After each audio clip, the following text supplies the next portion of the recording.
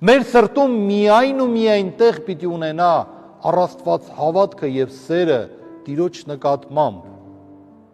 Մեր սրտում պիտի բնակվի Աստված։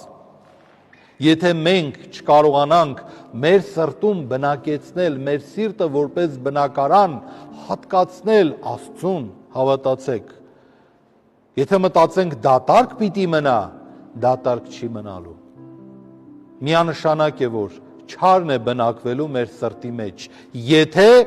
Աստված մեր սրտում չբնակվեց, եթե մենք բնակության վայր չտվեցինք Տիրոջը մեր մեջ։